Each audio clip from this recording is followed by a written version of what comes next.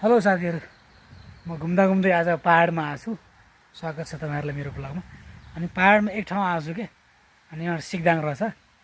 अनि सिक्दाङमा चाहिँ अगाडितिर मस्त एउटा काठ जस्तो लगाएछ क्या। र तपाईँहरूलाई म देखाउँछु, तपाईँहरूले भन्नुहोस् यो के हो। यो पुरै ओछ्याएको के होला भन्नुहोस् साथीहरू।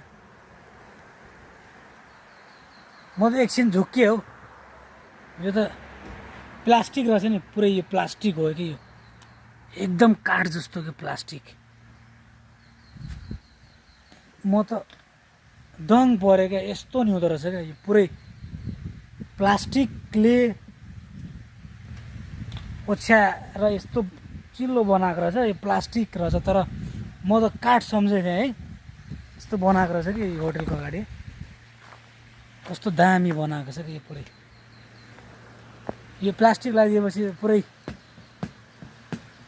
पानी परे पनि नकुहिने, जे गरे पनि नकुहिने, ताको गर्न पनि सजिलो है। यस्तो बनाएको रहेछ, कस्तो दामी बनाएको। यो होटेलतिर आएको थिएँ कि म आज, यस्तो जम्मा गरेर आएछ। अनि फेरि सबै मेड इन चाइना रहेछ। चाइनाले त विश्व खाइदियो यार, दामी बनाएको छ। छेउमा यता खोला रहेछ, यहाँनिर कस्तो दामी बनाएको छ, दामी छ यो। पहिला पनि यहाँ आएको हो कि एकचोटि, खोलाको छेउमा रहेछ। कस्तो राम्रो ठाउँ छ, दामी ठाउँ रहेछ। घुम्दा घुम्दै यहाँ आइएछ है। आजको दिन यतै बित्नेछ दिनभरि। यस्तो दामी ठाउँ छ क्या यो है। मलाई त सही लाग्यो यार, यस्तो पहाडको छेउमा आएर होइन खान बस्न पुरै आनन्द क्या। यिनीहरू त खत्रै गर्छन् यार। अनि यहाँ पानी एउटा खोला छ, बगिरहेको खोला। पानीबाट के अरे माथिबाट पानी झर्दो रहेछ यहाँ।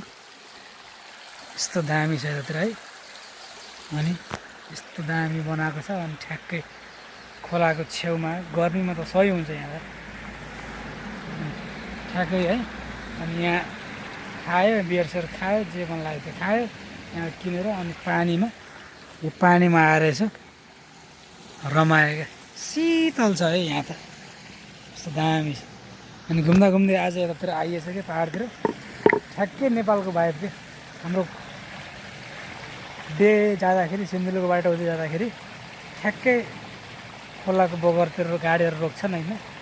अनि हामी भात खान जान्छौँ। कस्तो मिठो हुन्छ नि खानेकुराहरू त्यतातिर। अनि ठ्याक्कै यहाँ पनि ठ्याक्कै त्यस्तै मिठो छ क्या खानेकुरा। यस्तै मिठो लाग्छ कि यहाँ खाँदाखेरि बसेर। यहाँको सामग्याप साझा, यहाँको धेरै कुरा है। कस्तो दामी ठाउँ छ त्यो।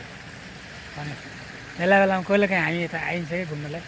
कहिलेकाहीँ यसो कामसाम पार्नु थियो भने आइयो, नभए त्यस्तै घुम्न आइयो क्या आज। अनि आज आएर एकदम रमाइलो भयो।